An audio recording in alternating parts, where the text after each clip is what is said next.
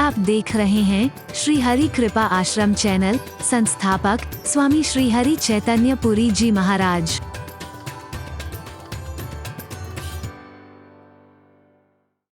चल रही थी। काहू न को सुख दुख कर दाता, काहू न को सुख दुख कर दाता, निज कृत करम भोग सब भ्राता, निज कृत करम भोग सब। कोई किसी को सुख दुख नहीं दे सकता है, सब अपने कर्मों का फल भोगते हैं। कर्म अच्छे हों या बुरे हों, जानबूझ के किए जाएं या अनजाने में किए जाएं, अब के हों या पूर्व के हों, अपने कर्मों का फल हमें अवश्य भोगना पड़ता है। जो जस करहि तो सो तस फल चाखा, जो जैसा करेगा उसको वैसा फल अवश्य एक दिन मिलेगा। और इसकी विस्तृत व्याख्या हमने सुनी है। लेकिन लक्ष्मण गीता की इस पहली चौपाई में, उस गीता में भी 18 अध्याय हैं और आप ध्यान देंगे तो इसमें भी 18 पंक्तियां आपको नजर आएंगी। एक एक पंक्ति एक एक अध्याय के बराबर है। इसकी विस्तृत व्याख्या अगर की जाए तो यहां जो हम प्रारंभ कर रहे हैं, श्री राम के बारे में निषाद कह रहा है कि सत्य ही है कि कर्म प्रधान सारा विश्व कहता है। तो प्रश्न उठता है कि श्री राम को कष्ट में देख करके निषाद के मन में आया है कि कर्मों का फल मिलता है, तो राम ने ऐसे कौन से कर्म किए होंगे? ये हमने कल विस्तार से ईश्वर की कृपा से विश्लेषण किया तो सिद्ध हो गया कि हमें कर्मों का फल अवश्य भोगना पड़ता है। लेकिन श्री राम ने ऐसे कौन से कर्म किए होंगे जिनके बदले में उन्हें कष्ट मिला है? तो मैं आपको एक बात बता दूं, गहराई से जब आप विचार करेंगे, किसी को कष्ट में देख करके एकदम से यह अनुमान मत लगा लेना कि इसने कोई गलत कर्म किए होंगे। हमने कई बार ऐसा भी देखा है कि एक व्यक्ति अपने कर्मों के कारण कष्ट उठाता है, लेकिन एक किसी को सुख पहुंचाने के लिए कष्ट उठाने को तैयार रहता है। दोनों में फर्क है। एक व्यक्ति अपने कर्मों के कारण कष्ट उठाता है, एक व्यक्ति के कर्म बुरे नहीं है लेकिन कष्ट उठा रहा है। पर किस लिए कष्ट उठा रहा है? किसी को सुख मिल जाए, किसी के कष्ट दूर हो जाए, इसके लिए सुख कष्ट उठाने को तैयार हो जाता है। संत इसके लिए कष्ट उठाने को तैयार है रात दिन निस्वार्थ भाव से कि दुनिया को सुख मिल जाए, दुनिया के कष्ट दूर हो जाए। महापुरुष इसलिए प्रयास करते हैं, परमात्मा इसलिए प्रयास करते हैं। और हमारे शहीदों ने जो कष्ट उठाए, उन्होंने कौन से गलत कर्म किए थे बताइए? कोड़े पड़ रहे थे, काले पानी की सजा हो रही थी, जेलों में सड़ रहे थे। क्या उन्होंने किसी का मर्डर किया था? कहीं से चोरी डकैती की थी? राष्ट्र का और राष्ट्रवासियों का कष्ट दूर हो जाए, इसके लिए रात दिन कष्ट उठाने को तैयार है। कष्ट उठाने का तात्पर्य मात्र इतना ही नहीं है कि व्यक्ति अपने कर्मों के कारण ही कष्ट उठा रहा है। ठीक है, कर्मों का फल हमें अवश्य मिलता है। कर्म सब कुछ तो नहीं है, पर कर्म प्रधान अवश्य है। कर्म के साथ ज्ञान और भक्ति का समन्वय भी आवश्यक है। इसके बारे में विस्तार से आपने सुना है। हरि बोल। लेकिन जहां तक कष्ट का सवाल है, क्योंकि हमारा प्रसंग यहां से प्रारंभ हुआ है कि श्री राम को कष्ट में देख करके निषाद के मन में यह भाव आया है कि देखो सत्य ही है, लोग कहते हैं कर्म ही प्रधान है। श्री राम ने कोई ऐसा कर्म नहीं किया है जिससे उन्हें कष्ट उठाना पड़े। कहने को लोग व्याख्या कर देते हैं कि ठीक है, चाहे अनजाने में ही किया होगा या किसी वजह से भी किया होगा। नारद के साथ ऐसा व्यवहार किया तो नारद ने क्रोध में आकर के परमात्मा को शाप दिया था कि तुम चाहे निर्गुण हो, अजन्मा हो, अव्यक्त हो, अगोचर हो, ब्रह्म हो, परब्रह्म हो तुम, लेकिन राजकुमार बनकर के मेरे काम में विघ्न पैदा करा है, तुम्हें राजकुमार बनना पड़ेगा। जैसे नारी के विरह में मुझे दुखी किया है, ऐसे तुम्हें भी नारी के विरह में दुखी होना पड़ेगा, जंगलों में भटकना पड़ेगा।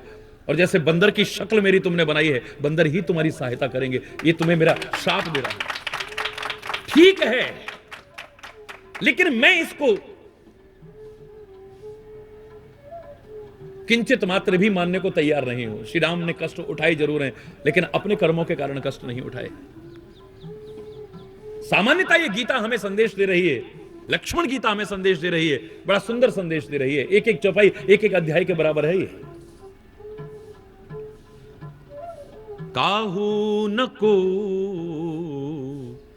सुख दुख कर दाता, निज कृत कर्म भोग सब भ्राता। महाराज जी नवरात्रि में जौ काय को बोते हैं? अरे बता रहे हैं जौ खाओ, बोगे तो जौ काटोगे, जो बोगे वही काटोगे। इसलिए हमारे हिंदुस्तान की संस्कृति में साल में 2 बार नहीं, कई जगह पर तो कई कई बार जो बोने का विधान है, जो तुम्हें बता रहा है जो बोगे वो तुम्हें काटना पड़ेगा। बोए पेड़ बबूल का तो आम कहां सो खाए। अगर तुम बबूल का पेड़ बोते हो तो कांटे ही मिलेंगे, तुम्हें आम का फल मिलने वाला नहीं है। इसलिए बेहतर यही है कि अपने कर्म, यहां तक कि कोई अगर तुम्हारे प्रति बुरा भाव रख रहा है उसके प्रति भी अच्छा करो, उसको बुरे का बुरा मिल जाएगा और तुमको अच्छे का अच्छा ही मिलेगा। तुम अपने कर्म काई को खराब करने की कोशिश करो। इसलिए हमारे संतों ने कहा था कि जो तो को कांटा बोवे ताही बोब तू फूल, तो ही फूल के फूल हैं वाको है त्रिशूल। अगर कोई कांटे बो रहा है उसको त्रिशूल मिलेंगे, कांटे मिलेंगे।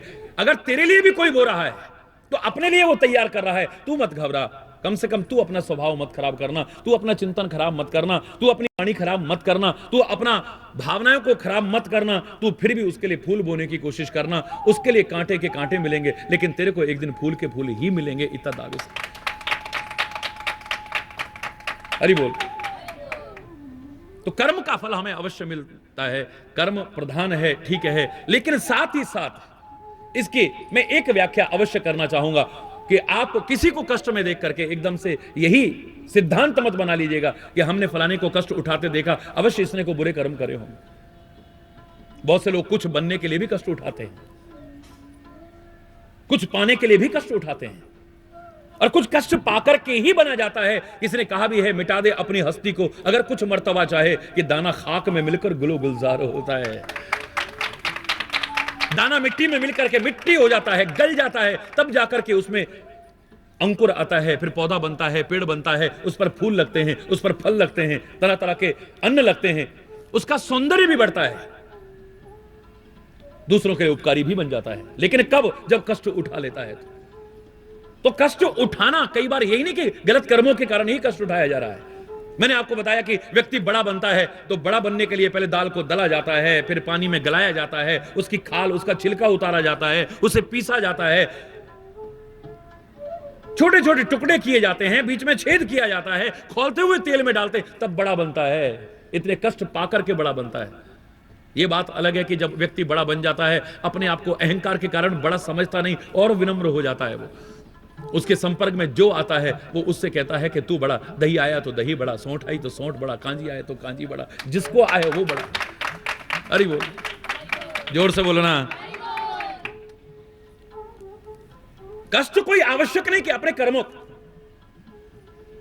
कष्ट उठाने हैं तो गलत कर्मों के कारण मत उठाओ। किसी को सुख पहुंचाने के लिए कष्ट उठाओ, तुम जीवन में एक आदर्श उदाहरण बन जाओगे और तुम्हारे कष्ट अपने आप दूर हो जाएंगे। जो दूसरों का दुख दूर करने की कोशिश करेगा उसके दुख तो अपने आप दूर हो जाएंगे। एक गीत सुना करते थे बहुत पहले, दूसरों का दुखड़ा दूर करने वाले तेरे दुख दूर करेंगे राम।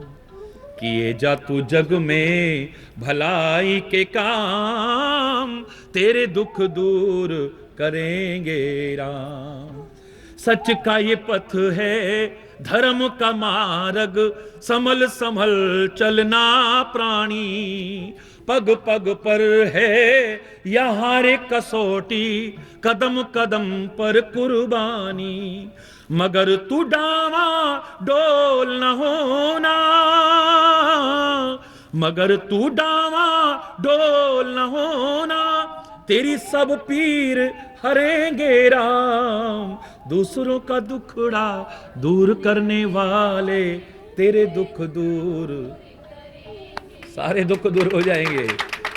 क्या तूने पाया, क्या तूने खोया, क्या तेरा लाभ है क्या हानि, इसका हिसाब रखेगा वही। अरे तू क्यों फिक्र करे प्राणी, तू बस अपना काम किए जा, तेरे भंडार भरेंगे राम, दूसरों का दुखड़ा दूर करने वाले तेरे दुख दूर। अगर तू कष्ट ही उठाता है तो अपने कर्मों के कारण मत उठा, गलत कर्मों के कारण मत उठा। अगर कष्ट उठाने का इतना ही शौक है तो उठा ना, तू तेरा जीवन धन्य हो जाएगा, सार्थक हो जाएगा तेरा जीवन, परमात्मा की कृपा का अधिकारी बन जाएगा तू। दूसरों को सुख पहुंचाने के लिए कष्ट उठा, तेरे कष्ट भी दूर हो।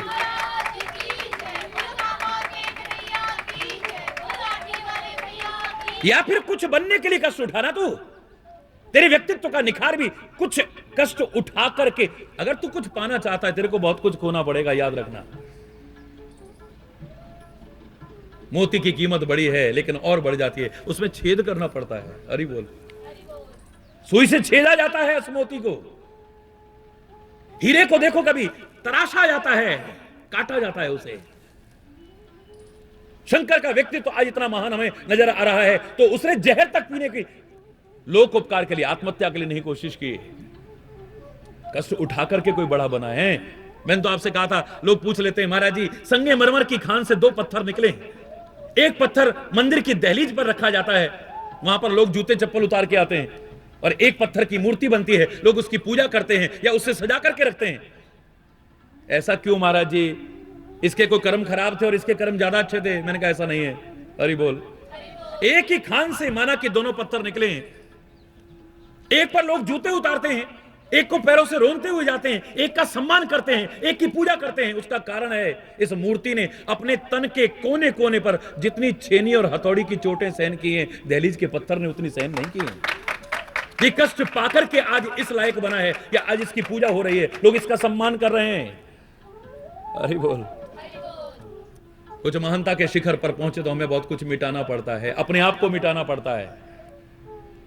होंगे हम गंदे भी, लेकिन अगर हम पवित्र गंगा बनना चाहते हैं, आदरणीय गंगा बनना चाहते हैं, तो हमें मिटाना पड़ेगा अपने आप को, अपने नाम को मिटाना पड़ेगा, अपने रूप को मिटाना पड़ेगा, अपनी गंध को मिटाना पड़ेगा, अपने स्वाद को मिटाना पड़ेगा, अपना सब कुछ मिटाना पड़ेगा। और मिल जाएंगे पूरी तरह से गंगा में तो हम गंगा बन सकते हैं, इसमें कोई संदेह की बात नहीं।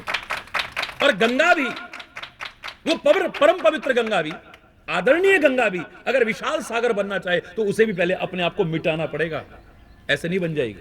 अरे बोल, विशाल सागर बनना चाहे उसे अपना रूप मिटाना पड़ेगा, अपना आकार मिटाना पड़ेगा, अपना स्वाद मिटाना पड़ेगा, अपनी जय जयकार बंद करवानी पड़ेगी, अपना सब कुछ मिटाना पड़ेगा। और सब कुछ मिटा करके जब सागर में ही तन्मय हो जाएगी, सागर में ही ओतप्रोत हो जाएगी, एक कदम आगे जाओ खारा पानी मिलता है, पूरी तरह से उसमें मिल गई है, मिटा दिया है अपने आप को, तो वो गंगा भी आज विशाल सागर बन गई है। बन सकते हो तुम, महानता के चरम शिखर तक पहुंच सकते हो, पर उसके लिए कुछ कष्ट उठाने पड़ते हैं। और मैं तो कह रहा हूं, कई बार कष्टों को आप ऐसे ही मत समझो, ये कष्ट तो हमारे व्यक्तित्व को निखार देते हैं। दुनिया में अगर किसी को कोई जान सका है तो कष्टों के उठाने के कारण और उस कष्टों में न घबराने के कारण जान सका है। दुख के सम्मुख जो सिहर उठे, इतिहास उन्हें ना जान सका, दुख में भी कर्मठ धीर रहे, उनको ही जग पहचान सका। दुख एक कसौटी है जिस पर यह मानव परखा जाता है, दुख भी मानव की संपत्ति है तो क्यों दुख से घबराता है। दुख का अभ्यासी मानव ही सुख पर अधिकार जमाता है। पूरा नहीं सुनाता, और इसी में एक पंक्ति आती है कि दुख की ज्वाला में पड़कर ही कुंदन सा तेज चमकता है। दुख की ज्वाला में पड़कर के ही कुंदन जैसा तेज चमकता है। व्यक्तित्व में निखार आता है। व्यक्ति ने कष्ट उठाए हैं। राम अगर अयोध्या का सम्राट बन गया होता, उसका व्यक्तित्व आज वो ना होता जितना कि जंगलों में कष्ट उठाने के कारण, भक्तों को आनंदित करने के कारण और धर्म के लिए अपना सब कुछ कुर्बान करने के कारण हुआ है। वो व्यक्तित्व का जो निखार आया है उन कष्टों को उठाने के बाद आया है। हरि बोल, हरि बोल। तो ठीक है, ये पहला अध्याय बड़ा प्यारा अध्याय है। ध्यान रखना कोई गलत कर्म हमसे ना हो जाए। कर्मों को दोष दोगे बाद में, कर्म का दोष नहीं होता है, कर्म करने वाले का दोष होता है। आप समय को दोष दोगे, समय का भी कोई दोष नहीं है। समय तो दर्शक है, मात्र मूक दृष्टा है। एक समय कुछ नहीं करता है, ये पहले भी देखता रहा, आज भी सब कुछ देख रहा है और आगे भी देखता रहेगा। खाली समय को दोष मत दीजिए, समय खराब और अच्छा नहीं होता है। उस समय में जो लोग हुए हैं वो खराब और अच्छे होते हैं, लोग अपनी कमी नहीं ढूंढते। टाइम खराब चल रहा है, हरि बोल। कर्म खराब होंगे, कर्म खराब कहां, कर्म करने वाला खराब होता है, कर्म अपने आप नहीं हो सकता है। कर्म हम जैसा करेंगे वैसा होगा भाई। और ईश्वर को दोष देते हो आप लोग, ईश्वर को भी दोष मत दीजिए। ईश्वर कभी किसी का बुरा नहीं चाहता है, परम हितैषी है वो, परम करुणामय है वो। उसी ने तो तुमको 84 लाख योनियों में भटकते हुए कष्ट उठाते देख करके मानव का शरीर दिया था, तुम्हें एक ऐसा रास्ता दे दिया था, उस पर चल करके आप इस जन्म मरण के बंधन तक से मुक्त होने की सामर्थ्य विकसित कर सकते थे। साधन धाम मोक्ष कर द्वारा तक तुम्हें दे दिया था। अब ये तुम पर निर्भर है। ये स्वर्ग नरक अपवर्ग निसेनी, ये मानव शरीर जो है ये सीढ़ी है। इस सीढ़ी के द्वारा ऊपर जाकर के 3 रास्ते जाते हैं, एक स्वर्ग को जा रहा है, एक नरक को जा रहा है, एक मोक्ष को जा रहा है। अब तुम इस सीढ़ी से चढ़ करके कहां जाते हो, हरि बोल। कौन से कमरे में घुसते हो ये तुम पर निर्भर कर रहा है। तुम कौन से कर्म करते हो ये तुम पर निर्भर करता है। तुम कैसा जीवन जीते हो ये तुम्हारे ऊपर निर्भर करता है। मानव जीवन के लिए तो देवता भी तरसते हैं। तभी तो मैंने कहा था हरि चैतन्य देवताओं का सम्मान करता रहेगा, लेकिन देवता नहीं बनना चाहता है। हरि बोल। देवता नहीं बनना चाहता है क्योंकि देवता स्वार्थी हैं।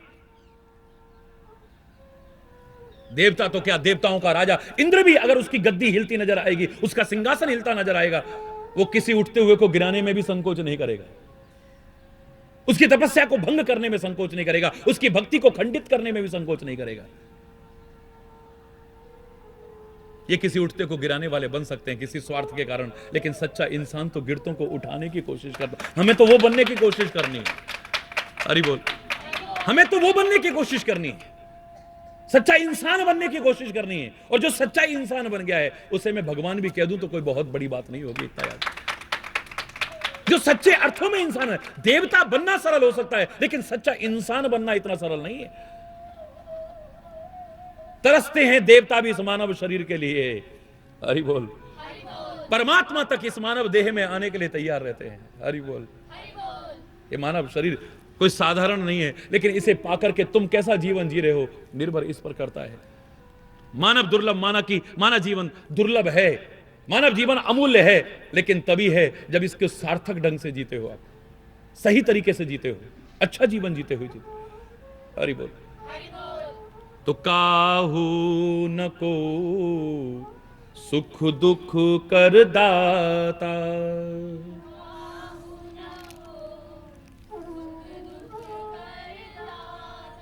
निज कृत कर्म भोग सब भ्राता, भोग सब भ्राता। हे भैया, हे निषाद राज, सब अपने अपने कर्मों का फल भोगते हैं। आप विषाद मत करो श्री राम को इस दशा में देख करके। मैं तो कह रहा हूं ये इसमें चाहे लिखना उचित नहीं समझा होगा, कई चीजें अंडरस्टूड होती हैं, ये आवश्यक नहीं कि उन्हें स्पष्ट शब्दों में कहा ही जाए। ये अंडरस्टूड है कि राम के लिए ऐसा हम नहीं कह सकते हैं, राम के लिए तो यही कहा होगा अवश्य, चाहे इसमें लिखना भूल गए हो।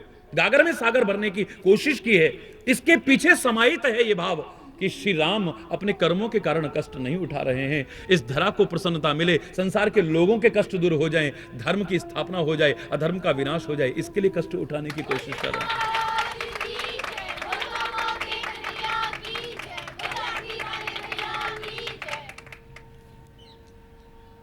वरना कर्मों का फल अवश्य भोगना पड़ेगा, बच नहीं सकते इसके। कर्म फल भोगने से हम बच नहीं सकते हैं। अच्छा ही करने की कोशिश करना, बुरा कभी करने की कोशिश मत करना। अच्छा ही देखने की कोशिश करना, बुरा देखने की कोशिश मत करना। अच्छा ही सुनने की कोशिश करना, कभी बुरा सुनने की कोशिश मत करना। अच्छी जगह चल करके जाने की कोशिश करना, कभी बुरी जगह चल करके जाने की कोशिश मत करना। अच्छा ही मनन करना, अच्छा ही चिंतन करना, कभी भी बुरा मनन बुरा चिंतन करने की कोशिश मत करना। अच्छी भावनाएं लाने की कोशिश करना, कभी बुरी निकृष्ट भावनाएं लाने की कोशिश मत करना। सुखी रहोगे। प्रार्थना करते रहे हैं हमारे संत महापुरुष तो, सुखी बसे संसार सब, दुखिया रहे न कोई। फिर भी लोग दुखी हैं। सदियों से प्रार्थना चली आ रही है सर्वे भवन्तु सुखिनः सर्वे सन्तु निरामया सर्वे भद्राणि पश्यन्तु मां कश्चित् दुख भाग भवेत्। ऋषि मुनि कब से करते आ रहे हैं, वेद शास्त्र करते आ रहे हैं, संत महापुरुष करते आ रहे हैं, कर रहे हैं और करते रहेंगे, फिर भी लोग दुखी हैं। ये कामना है, ये अभिलाषा है। कामना ही करनी है तो अच्छी कामना करो ना। इसलिए संत महापुरुष ऋषि मुनि अच्छी कामना करते हैं, सज्जन पुरुष अच्छी कामना करते हैं। वो स्वार्थ में चिंतन नहीं रखते हैं कि मैं सुखी हो जाऊं, ऐसा नहीं कहते। वो कहते सब सुखी हो जाए। अब सब में मैं भी आ जाता हूं, मैं सबसे बाहर नहीं हूं। मांग मैंने अपने लिए भी लिया है अभी भी, लेकिन अब ये स्वार्थ में चिंतन नहीं, ये परमार्थ में चिंतन हो जाता है। मेरा भला हो जाए ये स्वार्थ में चिंतन है, लेकिन सबका भला हो जाए ये परमार्थ में चिंतन है। आप सबका भला चाहते हैं या परमात्मा किसी का बुरा ना हो। आप कहते हो मेरा बुरा ना हो जाए कभी। हरि बोल। भगवान सबको सुखी रखना, सबको प्रसन्न रखना। आप कहते हो नहीं, ए परमात्मा मेरे को सुखी कर देना, मेरे को प्रसन्न कर देना। ए परमात्मा सबके दुख दूर कर देना। एक व्यक्ति ये चिंतन रखता है, एक कहता है मेरे दुख दूर कर देना। दोनों में अंतर है। कर्म भी अच्छे करना, ये महापुरुषों ने जो शुभ कामना की है, ऋषि मुनियों ने जो शुभ कामना की है, ये आशीर्वाद का रूप हो जाएगी। आशीर्वाद उनका निरर्थक नहीं जाता है, लेकिन कामना में तुम पर निर्भर करता है कि तुम लोग अपने कर्म कैसे करते हो। अगर वो तो कह रहे हैं कि तुम सारे सुखी हो जाओ, पर तुम्हारे कर्म ऐसे हैं जिनके कारण दुख मिलना है, तो तुम सुखी नहीं हो पाओगे कभी भी। और हम नहीं चाहते कि आपको दुख मिले। कोई संत नहीं चाहता है कि संसार के लोग दुखी हो, कोई गुरु नहीं चाहता है, कोई महापुरुष नहीं चाहता है, परमात्मा भी नहीं चाहते हैं कि आप दुखी हो। लेकिन ये कहे बिना नहीं रहेंगे कि गलत कर्म करोगे तो दुख उठाना ही पड़ेगा। यहां तक कि अनजाने में भी यदि हो जाए तो भी आप बच नहीं सकते हो। ये कहकर के टाला नहीं जा सकता, हमने कोई जानबूझ के थोड़ी ना किया है। अनजाने में हो गई होगी गलती, तो मैंने आपसे कल कहा है कि आग को जानबूझ के छुओगे तभी नहीं जलाएगी, अनजाने में छुओगे तब भी जलाएगी। जहर को जानबूझ के पियोगे तभी नहीं मरोगे, अनजाने में पी जाओगे तब भी मृत्यु को ही प्राप्त होगे। गुलाब के बगीचे से अगर जानबूझ के निकलेंगे तभी खुशबू नहीं आएगी, अनजाने में निकल जाएंगे तब भी खुशबू आएगी। दुर्गंध के ढेर के आगे से आप जानबूझ के निकलेंगे तभी दुर्गंध नहीं आएगी, अनजाने में निकल जाओगे तब भी बदबू आएगी। आप लोहे को पारस के साथ जानबूझ के छुआओगे तभी सोना नहीं बनेगा, अनजाने में छू जाएगा तो भी। लाभ मिले या हानि, अच्छा हो या बुरा हो, आप जानबूझ के करो चाहे अनजाने में, उसका फल तो आपको अवश्य मिलेगा। आप बच नहीं सकते हो। मैं धोखे में नहीं रखना चाहता लोगों को, इसलिए स्पष्ट कह रहा हूं, हम कहेंगे आप सुखी हो, लेकिन सुखी आप तभी हो पाओगे जब आप कर्मों को भी अच्छा रखोगे तो। हरि बोल। अगर आपके जीवन में जो परिवर्तन आना चाहिए, वांछित परिवर्तन आना चाहिए, वो अगर ना आया तो चाहे संत भी मिल गए हैं, गुरु भी मिल गए हैं, परमात्मा भी मिल गए हैं उनकी कृपा से या तुम्हारे किसी पुण्य कार्यों से, तो भी आप वो सच्चा सुख और सच्चा आनंद जो पाना चाहते हैं, अगर जीवन अच्छा ना बना तो नहीं प्राप्त कर पाएंगे आप। हरि बोल। सामने है हमारे उदाहरण, सामने ही उदाहरण। परमात्मा का साथ मिला है पांडवों को, चाहे परमात्मा की कृपा से मिला हो, चाहे अपने किन्हीं सत्कार्यों के परिणाम स्वरूप मिला हो। हरि बोल। किसी वजह से भी मिला है, लेकिन अगर गलतियां नहीं सुधारी हैं तो वो सुख और आनंद जो पाना चाहते थे उससे वंचित रहे। वरना लोग प्रश्न क्यों करते, अरे भगवान का साथ मिला, भगवान साथ में थे, फिर भी पांडव जीवन भर संघर्ष में जीवन जीते रहे, फिर भी कष्ट में जीवन जीते रहे, फिर भी कदम कदम पर उन पर मुसीबतें आती रही। भगवान के साथ रह करके भी, भगवान इतना उनसे प्यार करते हैं, फिर उनके साथ ऐसा क्या हुआ? भगवान ने नहीं सिखाया जुआ खेलो, पर पांडव जुआ खेलते हैं। हरि बोल। भगवान ने नहीं सिखाया कि अपनी औरत तक को दांव पर लगा दो, अपनी पत्नी तक को दांव पर लगा देते हैं। परमात्मा ने कहीं नहीं सिखाया होगा कि किसी गिरते हुए को देखो तो उसका मजाक उड़ाओ। द्रौपदी गिरते दुर्योधन को देख करके मजाक उड़ाती है कि अंधे की औलाद अंधी ही रही ना, देखो ठोकर खा के गिर रहा है। अरे किसी गिरते हुए को देख करके उठा करके गले से नहीं लगा सकते हो तो कम से कम उसका उपहास तो करने की कोशिश मत करो।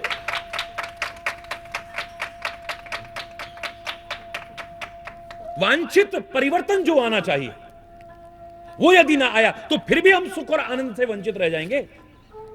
परमात्मा की कृपा से, अपने किन्हीं पुण्य कार्यों से, क्योंकि दो के कारण ही संत का संग मिलता है, प्रभु का संग मिलता है, गुरु का संग मिलता है। पहला कहा है कि बिनु सत्संग विवेक न होई, राम कृपा बिनु सुलभ न सोई। उसकी कृपा के बिना सत्संग नहीं मिलता है। एक तरीका और है सत्संग पाने का, बताइए कौन सा? पुण्य पुंज बिन मिलही न संता, सत्संगति संस्कृति कर अंता। पुण्य के पुंज अगर हमारे इकट्ठे हो जाएं तब भी संत की प्राप्ति हो जाती है। हरि बोल। बहुत हमारे पुण्य जब जागृत होते हैं तब संत की प्राप्ति होती है, या उसकी कृपा होती है तब संत की प्राप्ति होती है।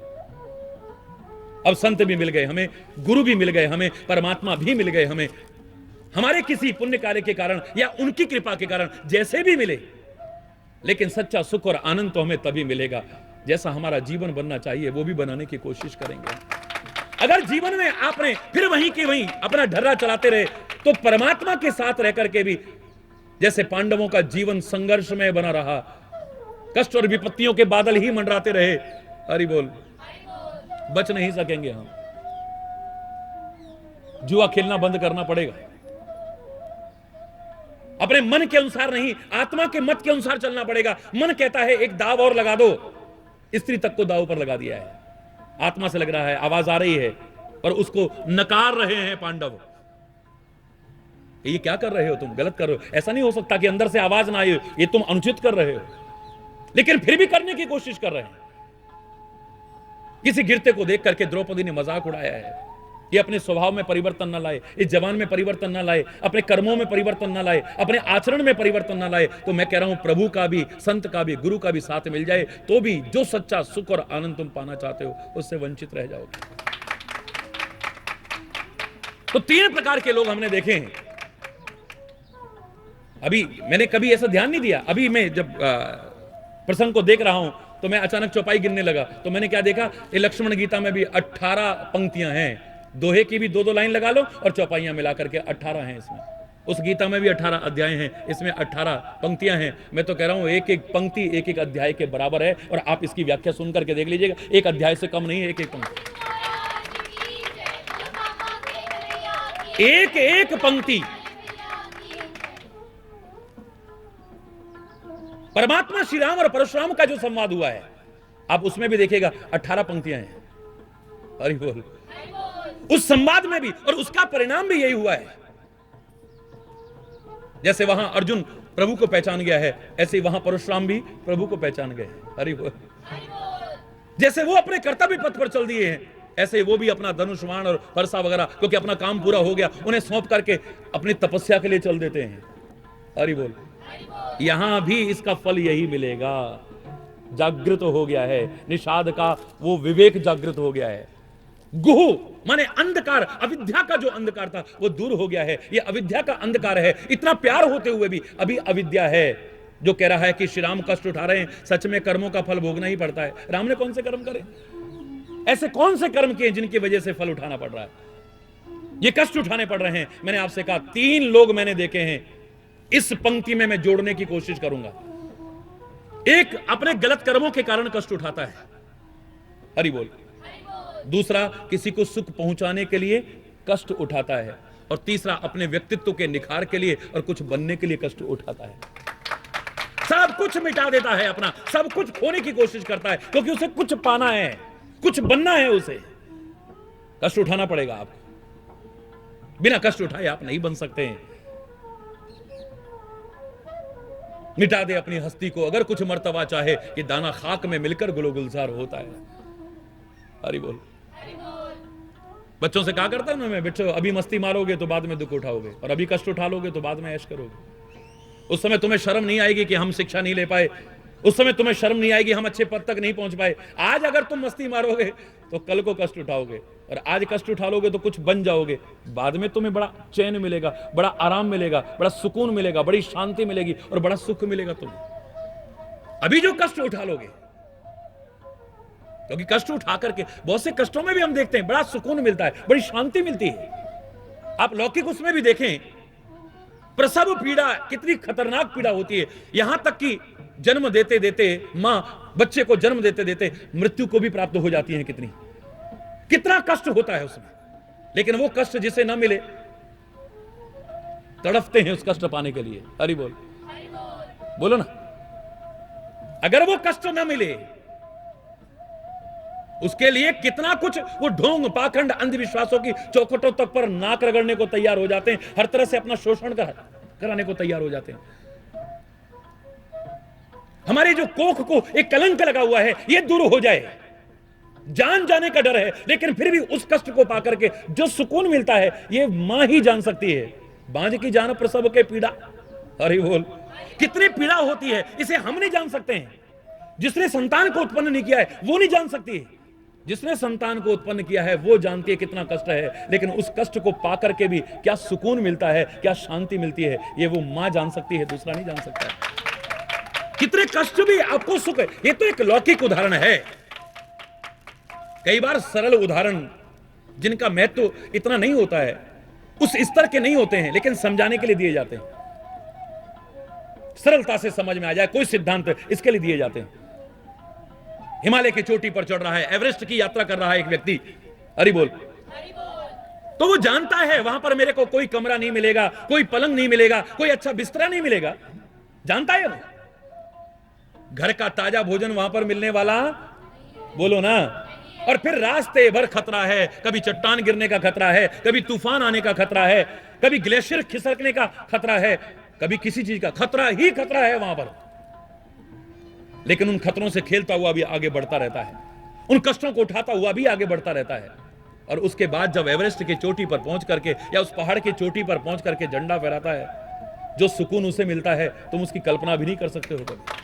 जो शांति उसे मिलती है, जो सुख उसे मिलता है, इसका आप अनुमान भी नहीं लगा सकते हो। बहुत से कष्ट भी बहुत सुख देते हैं। उदाहरण यद्यपि इतने ऊंचे स्तर के नहीं, मैं जानता हूं, लेकिन सरल रूप से समझाने के लिए कई बार क्या होता है वैसे समझ में नहीं आता, व्यक्ति के स्तर पर समझाना पड़ता है। एक बाप अपने बच्चे से कह रहा है, बेटा उतर आओ, लू चल रही है, छप्पर के ऊपर अभी मत बैठो, शाम को बांध लेना छप्पर, जो टूटा हुआ ठीक कर लेना, अच्छी बात है, लेकिन इस समय मत करो बेटा, लू लग जाएगी। जवान बेटा है, लेकिन फिर भी माँ बाप का दिल तो माँ बाप है। आप बड़े अपने आप को समझने लग गए, बड़े हो गए, लेकिन माँ बाप के लिए तो बच्चा, बोलो ना, बच्चा बच्चा ही है। बेटा नीचे उतर आओ, पिताजी बस हो गया, आप अपना काम करो, मेरे को काम करने दो यार, टाइम बर्बाद हो। फिर शुरू हो गया अपना छप्पर बांधना, बेटा नीचे उतर आओ, लू लग, अरे छोटा बच्चा नहीं हूं मैं, आप पिताजी कह दिया बस जाओ अंदर जाओ। जब फिर कहा तो उसने डांट दिया पिताजी को। पिताजी ने कहा ऐसे समझ में आने वाला नहीं है। उन्होंने क्या करा, उसका बच्चा था अंदर पलने में, उसे उठा के लाए और बाहर आंगन में रख दिया। फट कूदा ऊपर से, पिताजी तुम्हारा दिमाग खराब हो गया है, अरे बच्चे को लू लग जाएगी। बोले मेरे बच्चे को लू लग जाएगी, उसकी तेरे को चिंता नहीं है? क्या बाप का दिल तेरे अंदर ही है? क्या बाप का दिल मेरे अंदर नहीं है? हरि बोल। पर कई बार आदमी को ऐसे समझ में नहीं आता तो ऐसे समझाना पड़ता है। हरि बोल। इस सरलता से हमारे महापुरुष क्या करते हैं, जो सिद्धांत जटिल सिद्धांत हैं समझ में नहीं आते तो लौकिक उदाहरणों को देकर के समझाने की कोशिश करते हैं। ठीक है, कर्मों का फल हमें अवश्य मिलता है, उससे हम बच नहीं सकते हैं। जानबूझ करके हम गलत न करें। अनजाने में जो गलतियां हो चुकी हैं उसके लिए प्रभु से क्षमा याचना करें, और आगे से जानबूझ करके तो क्या, अनजाने में भी कोई त्रुटि, कोई अपराध, कोई गलती हमसे न हो जाए, इसके लिए प्रार्थना करें प्रभु से कि हम ऐसा हमारे विवेक को जागृत रखना। हे प्रभु, जानबूझ करके तो क्या, अनजाने में भी कोई गलती हमसे न हो, क्योंकि फल हमें भोगना पड़ेगा। उसका फल हमें अवश्य एक दिन मिलेगा, आज नहीं तो कल मिलेगा। हमसे कभी अनजाने में भी ना हो। कल मैंने आपसे कहा ना कि सूरदास अगर कह रहा है, प्रभु मोरे अब गुण चित ना धरो, प्रभु जी मोरे अब गुण चित ना धरो, समदर्शी है नाम तिहारो, समदर्शी है चाहो तो पार करो, प्रभु जी मोरे अब गुण चित ना धरो, प्रभु जी मोरे अब गुण चित ना। ये कौन से अवगुणों के लिए है, कौन से अपराधों के लिए है, कौन सी त्रुटियों के लिए, जो जानबूझ के की जाए? हरगिज नहीं। जानबूझ के अपराध करें, जानबूझ के हम पाप करें, जानबूझ के गलतियां करें, गलत कर्म करें, अरे प्रभु जी अब गुण चित ना धरो, कैसे हो सकता है ऐसे? इसे हमारे अकाउंट में मत जोड़ना, ये कैसे हो जाएगा भाई? जानबूझ करके करने वाली गलतियों के लिए नहीं है, ये जो अनजाने में हमसे हो जाती हैं। तो जो हो चुकी हैं उन्हें क्षमा करो, आगे से अनजाने में भी हमसे न हो, ऐसी हमारी कृपा करना, हमारे विवेक को जागृत रखने की कोशिश करना। हरि बोल। इसीलिए वो प्रार्थना किया करते हैं। मैंने आपको कहा था ये प्रार्थना करते रहा करो कि इतनी शक्ति हमें देना दाता, मन का विश्वास कमजोर होना, इतनी शक्ति हमें देना दाता, मन का विश्वास कमजोर होना। हम चले नेक रस्ते पे हमसे भूल कर भी कोई भूल होना। हम चले नेक रस्ते पे हमसे भूल कर भी कोई भूल होना, इतनी शक्ति हमें देना दाता, मन का विश्वास कमजोर होना।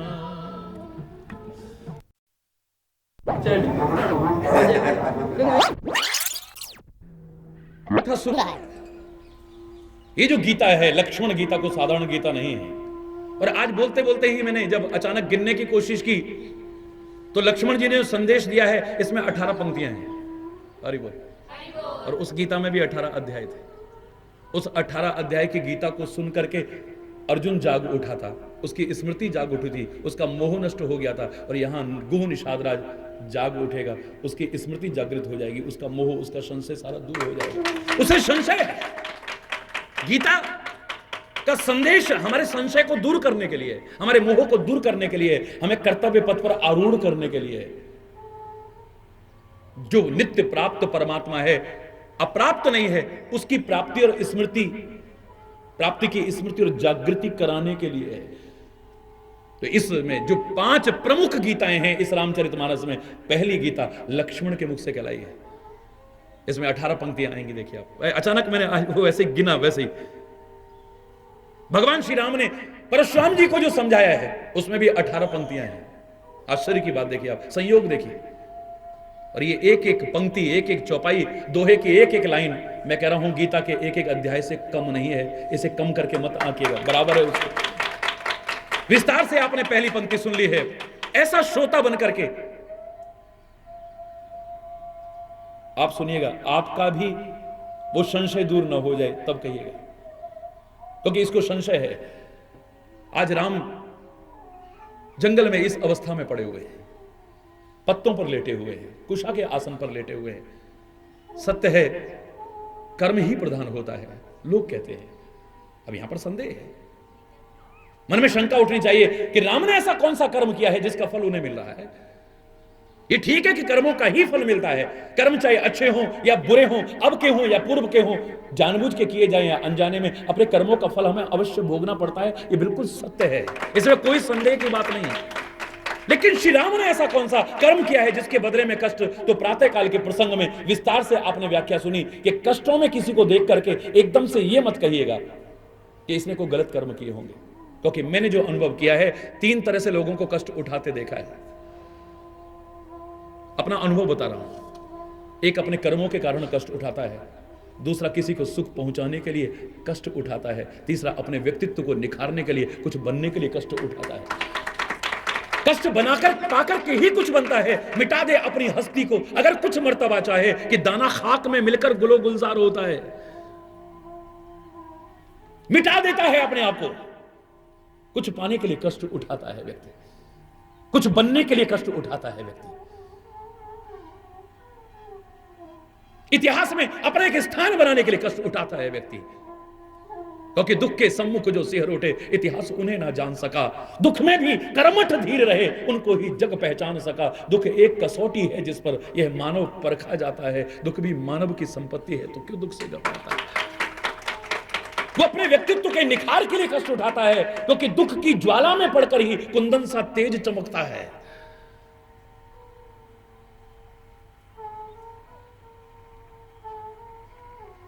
कुछ बनने के लिए भी आदमी कष्ट उठाता है, कुछ पाने के लिए भी कष्ट उठाता है। संतान पाने के लिए मेरी माताएं कितना कष्ट उठाती हैं, देख, अपनी जान तक की परवाह नहीं करती हैं।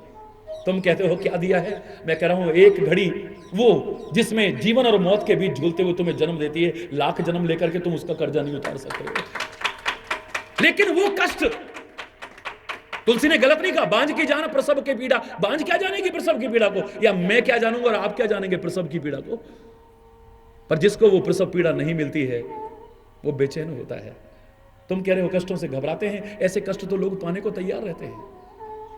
अगर न मिले वो कष्ट तो लोग ढोंग, पाखंड और अंधविश्वास की चौखटों पर नाक रगड़कर हर तरह से अपना शोषण तक कराने की मूर्खता कर बैठते हैं। उस कष्ट में भी क्या सुख है, इसे तुम अनुभव नहीं कर सकते हो। एवरेस्ट की चोटी पर जो चढ़ने की कोशिश कर रहा है, उसे वहां पर कोई पलंग नहीं मिलता है, कोई बिस्तरा नहीं मिलता है, घर की सुख सुविधाएं नहीं मिलती हैं, ताजा भोजन नहीं मिलता है, और कदम कदम पर मौत का साया मंडराता है। कोई ग्लेशियर ना खिसक जाए, कोई तूफान ना आ जाए, कोई आंधी ना आ जाए, कदम का किसी खाई में पांव ना फिसल जाए। कितना कष्ट उठाता है वो। लेकिन जब वो एवरेस्ट की चोटी पर झंडा फहराता है, उसे क्या मिला है इसे तुम अनुभव नहीं कर सकते हो। गर्व से सीना ऊंचा हो जाता है। कुछ पाने के लिए भी व्यक्ति कष्ट, आप ये मत सोचिए जो कष्ट उठा रहा है इसने अवश्य कोई बुरे कर्म ही करे होंगे। ये हमारी अल्पज्ञता का परिचय होगा अगर किसी को कष्टों में देख करके हम सीधे सीधे ये अर्थ करते हैं। श्री राम क्यों कष्ट उठा रहे हैं? कर्म प्रधान है, कह दिया आपने, अधूरा कह रहे हो। लक्ष्मण इस संदेह को तुम्हारे दूर करना चाहता है। एक संत को देखिए आप, उसका क्या स्वार्थ है, कौन से बुरे कर्म किए हैं उसने जिसके बदले में कष्ट उठा रहा है। लेकिन तुम्हारे कष्ट तक अपने ऊपर लेने को तैयार हो जाता है, तुम्हारी मुसीबत तक अपने ऊपर लेने को तैयार हो जाता है, तुम्हारे गम अपने ऊपर लेने को तैयार हो जाता है, और कष्ट पाकर के भी तुमको सुख पहुंचाना चाहता है। उसी को तो संत कहते हैं, उसी को तो महापुरुष कहते हैं, उसी को तो सदगुरु कहते हैं, और परमात्मा भी उसी को कहते हैं।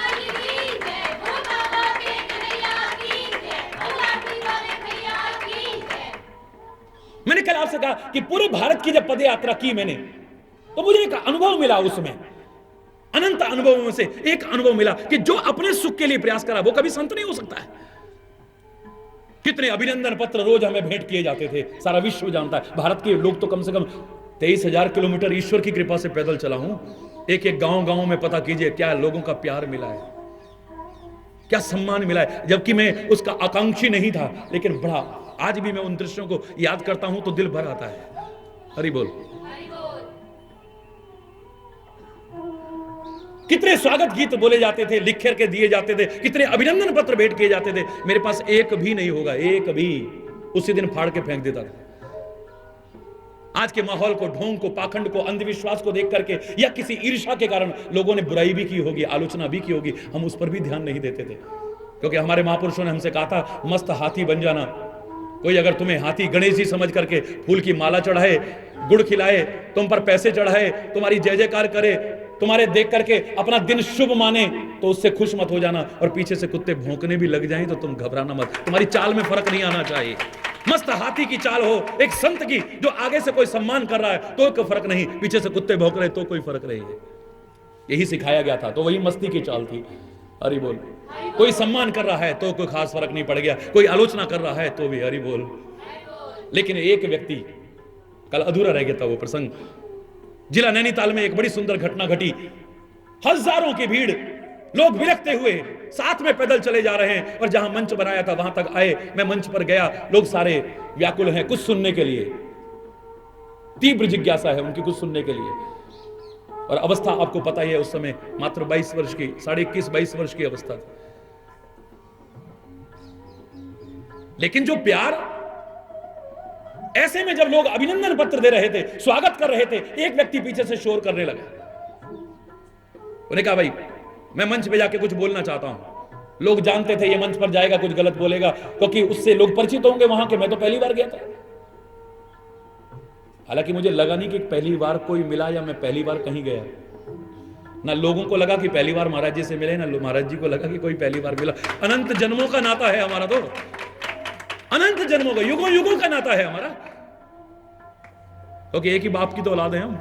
अरे बोल, मूल तो हमारा सबका एक ही है, बोलो ना। लोग उसको जानते होंगे, मना करे, लेकिन मैंने कहा नहीं, इसे आने दो। महाराज जी प्लीज, ये बहुत बदतमीज आदमी है, किसी के भी मंच पे चढ़ के चाहे जो बोल देता है। मैंने कहा कोई बात नहीं, अपमान का डर उसको होगा जो सम्मान चाहता है। मैं तो सम्मान देना चाहता हूं, तुम्हारा सम्मान चाहता नहीं हूं। मौत का डर उसे जो जीना चाहता है। मैं तो सार्थक जीवन चाहता हूं, चाहे इतना सा मिले, और निरर्थक जीवन इतना भी हो मैं चाहता ही नहीं हूं, तो मुझे मौत का डर क्या लगेगा? कोई सवाल ही नहीं है। इसको आने दो, आगे आने दो ना। मैंने बुलाया, आधा कायल तो बेचारा वो तभी हो गया। कह रहे आया, उसने प्रणाम किया, माइक हाथ में लिया, बोले आप लोग गलत समझ रहे हैं, मैं को महाराज जी का आलोचक नहीं हूं, मैं कोई महाराज जी का आलोचक नहीं हूं। आप लोगों को जो लग रहा है कि मैं उठपटांग बोलूंगा, वो भी आपकी गलतफहमी है। मैं इन्हें देख करके बस पागल सा हुआ जा रहा हूं, जो आज से 15 साल पहले किसी को देख करके मैं हुआ था। लेकिन उसने अपना घर बसा लिया, बाद में गृहस्थी बसा ली और मेरी भावनाओं को ठेस पहुंचाई थी। बस मैं यही कहना चाहता हूं, जैसे उसके प्रति हमारी श्रद्धा जगी थी, फिर उसने हमारी श्रद्धा को आहत करके अपने सुख के लिए अपना घर बसा लिया और हम सबको छोड़ गया, ऐसे ही कभी इनकी भी युवावस्था है, कहीं अपने सुख के लिए घर बसा करके हमारी भावनाओं को फिर आहत ना कर दें, वरना फिर किसी पर विश्वास हमारा नहीं होगा कभी। उसने जो चंद पंक्तियां बोली मेरे को आज तक याद है, एक भी स्वागत गीत याद नहीं है, मैं सौगंध खा के कह रहा हूं, एक अभिनंदन पत्र की पंक्ति याद नहीं होगी, लेकिन उसके शब्द इस कंप्यूटर में जैसे कि तैसे भरे हुए हैं। सुनाऊं आपको? सुख हेतु न गेह बनाओ, अपने सुख के लिए घर मत बसाना कभी। सुख हेतु न गेह बनाओ, किस घर में अमा सकोगे, तुम हो महान फिर कैसे पिंजड़े के विहग बनोगे। आकाश अनंत चंदोया, आकाश अनंत चंदोया, शैया पृथ्वी तृण शोभित, रहने के लिए तुम्हारे यह विश्व गेह है निर्मित। सारा विश्व तुम्हारा घर है, एक घर मत बसाना, रहने के लिए तुम्हारे यह विश्व गेह है निर्मित। कोई आदर से तुमको मालाएं पहनाएगा, कोई निज घृणा दिखाकर पैरों से ठुकराएगा। तुम चित्त शांति मत तजना, आनंद निरत नित रहना। यश कहां कहां अपयश है, इस धारा में मत बहना। सानंद मुक्त हो करके बस यही गीत तुम गाना। हरि बोल हरि बोल, हरि हरि बोल, हरि बोल हरि। सुख हेतु न गेह बसाना, किस घर में अमा सकोगे, तुम हो महान फिर कैसे पिंजड़े के विहग बनोगे। आकाश अनंत चंदोया, शैया पृथ्वी तृण शोभित, रहने के लिए तुम्हारे यह विश्व गेह है निर्मित। कोई आदर से तुमको मालाएं पहनाएगा, कोई निज घृणा दिखाकर पैरों से ठुकराएगा। तुम चित्त शांति मत तजना, आनंद निरत नित रहना। यश कहां कहां अपयश है, इस धारा में मत बहना। सानंद मुक्त हो करके बस यही गीत तुम गाना, जो आज गा रहे हो इसे ही गाते रहना और हमारे दिल में बसे रहना। किसी और घर में बसने की कोशिश मत करना।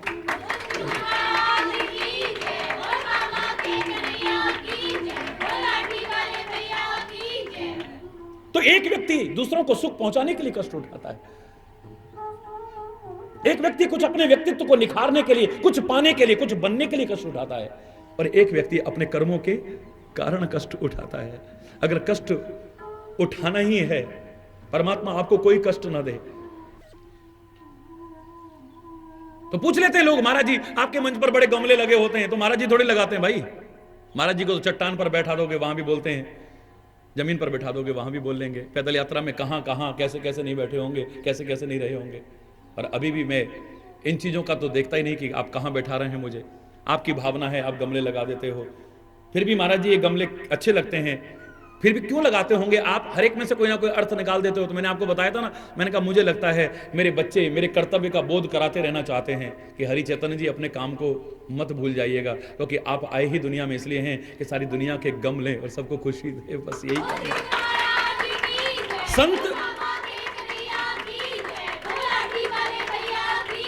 संत उसी को कहते हैं, गुरु उसी को कहते हैं, महापुरुष उसी को कहते हैं, और मैं तो परमात्मा भी उसी को कहूंगा जो दुनिया को सुख पहुंचाने के लिए कष्ट तक उठाने को तैयार हो जाए। हरि बोल। दुनिया के दुख सुख में सहभागी अगर नहीं बनता है, दुनिया के दुख में अगर दुखी नहीं होता है, तो बेकार है। प्रसन्न होकर के चतुर्भुज रूप में कौशल्या के सामने परमात्मा प्रकट हो गए हैं। वह प्रकट कृपाला दीन दयाला कौशल्या हितकारी हर्षित महतारी मुनि मनहारी अद्भुत रूप निहारी, मुस्कुराते हुए प्रकट हुए हैं। मां कहती है रो तुम, दुनिया रो रही है, बिलख रही है, और तुम हंस रहे हो। दुनिया दुखी है, पीड़ित है, ऋषि मुनियों को सताया जा रहा है, पृथ्वी को सताया जा रहा है, और तुम मुस्कुरा रहे हो। अपने दुख सुख में मुस्कुराना ये तो अच्छी बात है, अनुकूलता में और प्रतिकूलता में स्वयं अपने जीवन में हमेशा मुस्कुराते रहना ये तो बड़ी महानता का परिचय है। लेकिन दुनिया को दुखी देख करके हम मुस्कुराए ना, राम मेरा राम अच्छा नहीं लग रहा है, तू खाली कौशल्या का राम बना रहेगा, लेकिन मां तो ये चाहेगी सारी दुनिया तेरा सम्मान करे, सारी दुनिया तुझसे प्यार करे, तू रो। माता पुनि बोली सोमति डोली, तजहु तात यह रूपा, कीजे शिशु लीला, अति प्रिय शीला, वह सुख परम अनूपा, सुनी वचन सुजाना, रोदन ठाना। खाली रोए नहीं, अब तो ठान लिया कि रोना ही रोना है। हरि बोल। क्योंकि संसार के लोगों को दुख में देख करके अगर मैं मुस्कुराता हूं तो इनको अपनापन महसूस नहीं होगा, इन्हें भी कोई लगे कि हमारा अपना आ गया है। झूठ मूठ कोई नाटक भी करता है ना, आपके दुख में दो आंसू झूठ मूठ भी बहा देता है, तुम उसे अपना मानने लगते हो, चाहे वो बाद में हंस के आपके दुख को उड़ाएगा। लेकिन परमात्मा हमारे बीच आए, एक आंसू भी हमारे लिए बहा दे, संत और गुरु हमारे बीच आए, हमारे दुख से दुखी होकर के एक आंसू बहा, हमें लगता है कोई सच्चा अपना आ गया है। उसके सामने फिर हम अपना दिल तक खोल करके रखने को तैयार हो जाते हैं। हरि बोल। तभी तो एक बार मैंने कहा था कि प्रभु के सामने अपना दिल खोल के रख देना, गुरु के सामने अपना दिल खोल के रख देना, संत के सामने अपना दिल खोल के रख देना। हरि चैतन्य ने एक बार भावना ही भावना में पृथ्वी को एक उलाहना दिया था। मैं अपनी भावना से मैंने उलाहना दिया था इस पृथ्वी माता को। मैंने कहा, हे पृथ्वी माता, तेरे लिए राम आया, तेरे लिए जंगलों में इतने कष्ट उठाए, नंगे पैर चला वो, क्या तेरा उत्तरदायित्व तो कुछ नहीं बनता था? तू ऊपर की कठोरता को खत्म कर देती, अपने ऊपर के भाग को कोमल बना देती, जिससे राम के पैरों में कष्ट तो ना होता। ये कांटे और कंकड़ सारे समेट लेती अपने अंदर। तू सीता को अपने गर्भ में समेट सकती है, तो कांटे और कंकड़ों को अपने गर्भ में नहीं समेट सकती थी तू? पृथ्वी माता कहती है, हरि चैतन्य तू आज कह रहा है, मैंने तो उस समय ऐसा किया था तो फिर राम के पैरों में जख्म क्यों हो गए? राम के पैरों में कांटे क्यों लगे? 14 वर्ष के बाद में जब वापस भी अयोध्या में आए हैं, राज तिलक भी हो गया है। उस समय भी जब वेदों ने प्रार्थना की है, रामायण में पढ़ के देखिए, उस समय एक पंक्ति आती है, मैं पूरी प्रार्थना नहीं सुना रहा। ध्वज कुलिस अंकुश कंज जुत, पद फिरत कंटक किन लहे। ध्वजा, कुलिश, अंकुश और कमल के चिन्हों से युक्त चरणों में कांटे और कंकड़ दिखाई दे रहे हैं। अभी तक कांटे दिखाई दे रहे हैं, कांटों के छिद्र, कंटक किन भी दिख रहे हैं और कंटक भी दिख रहे हैं उन पैरों के अंदर। प्रभु ने पैर ऐसे किए होंगे ऊपर, तो उनको उसमें कांटे नजर आ रहे हैं, कांटों के छिद्र नजर आ रहे हैं। अगर ऐसा था तो फिर उसमें क्यों लगे कांटे?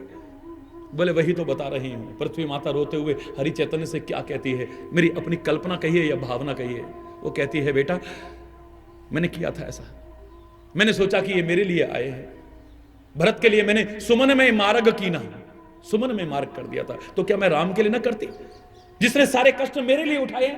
मैंने ऐसा किया, लेकिन मैंने क्या देखा कि ऊपर इतनी कोमलता के बावजूद जैसे ही राम का चरण मेरे ऊपर पड़ा, राम के पैर में जख्म हो गया। इतनी कोमलता, पुष्पों की कोमलता भी फीकी पड़ गई थी।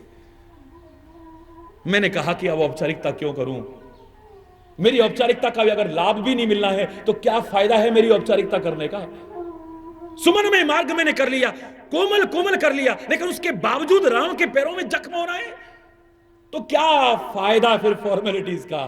पहली बार कोई अपना आया है, उसके सामने भी दिखावा, औपचारिकता, ना ना ना। मैंने कहा, हे राम क्षमा करना, मैं तो अपना दिल खोल के दिखा दूंगी कि देखो इसके अंदर जख्म ही जख्म है, इसके अंदर कांटे ही कांटे हैं, इसके अंदर कंकड़ ही कंकड़ हैं। दुनिया की निगाह में मेरा अधिकांश भाग पानी का नजर आता है, लेकिन इन्हें नहीं पता ये खारा पानी नहीं, मेरे आंसू हैं जो मैं अंदर ही अंदर रोती रहती हूं, लेकिन किसी के सामने अपना दुख दर्द कहती नहीं हूं। मैं रोती हूं रात दिन। ये जो खारा पानी तुम्हें दिख रहा है, ये मेरे आंसू हैं ये, लेकिन मैंने कभी किसी के सामने नहीं रोया अपना दुख दर्द, क्योंकि मैंने सुना था, मूक रहना बोलना मत।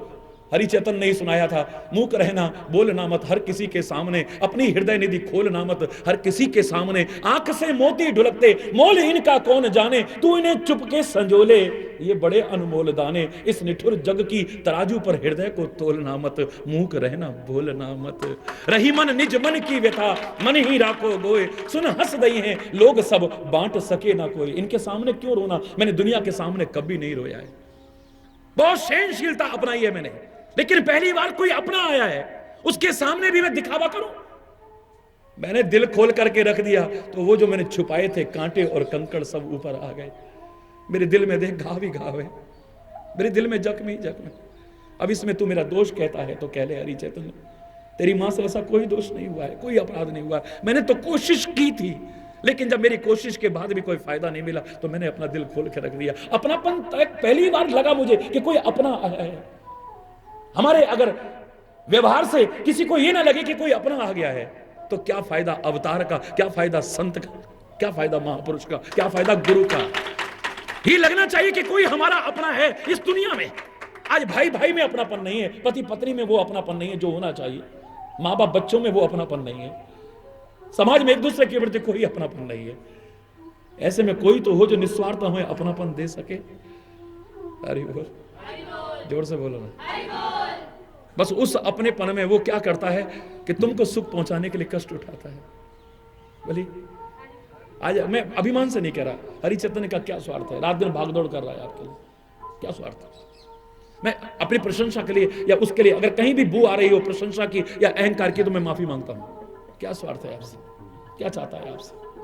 आपका अच्छा जीवन जरूर चाहा होगा, आपका अच्छा आचरण चाहा होगा, आपका अच्छा चरित्र चाहा होगा, आपके अच्छे कर्म चाहे होंगे, आपका अच्छा स्वभाव चाहा होगा, आपकी अच्छी वाणी चाहिए होगी, आपका अच्छा चिंतन चाहा होगा। इसके अलावा आपसे क्या चाहा है कभी बता दीजिए मेरे को।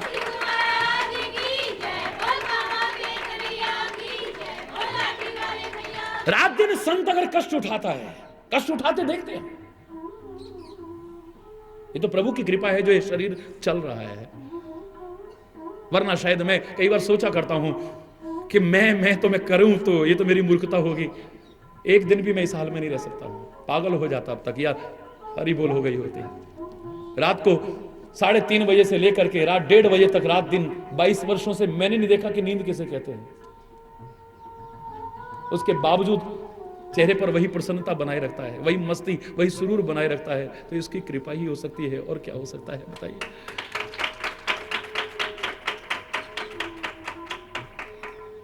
क्या स्वार्थ है संत इतनी भागदौड़ कर रहा है, क्या स्वार्थ है महापुरुष। मैं उनकी नहीं कह रहा जो व्यवसायी बने हुए हैं, जो अपने मान सम्मान के लिए रात दिन भाग रहे हैं, जो धन पाने के लिए रात दिन भाग रहे हैं, मैं उनकी बात नहीं कर रहा। जिसे संत कहते हैं, जिसे गुरु कहते हैं, जिसे महापुरुष कहते हैं, जिसे अवतार कहते हैं, क्या आवश्यकता है उसे इतने कष्ट उठाने की। कन्हैया तक जेल में पैदा हो रहा है, उसके बाद मां बाप से भी छुड़ गया पैदा होते ही, गोकुल में पहुंच गया है, वहां पर भी चैन नहीं है। कितने कष्ट। आप जिसे कहते हो आनंदमय, परमात्मा को कोई कष्ट नहीं है। अपना क्या कष्ट है बताइए। पर इस पृथ्वी के बाहर हरण के लिए कितने कष्ट उठाए हैं, वहां जाकर के भी उनको चैन नहीं है। कभी पूतना मारने आ रही है, कभी अगासुर मारने आ रहा है, कभी बकासुर मारने आ रहा है, कभी फलाना मारने आ रहा है। माँ बाप वहां से भी उसे उठाते हैं, नंदगांव में ले आते हैं। हरि बोल।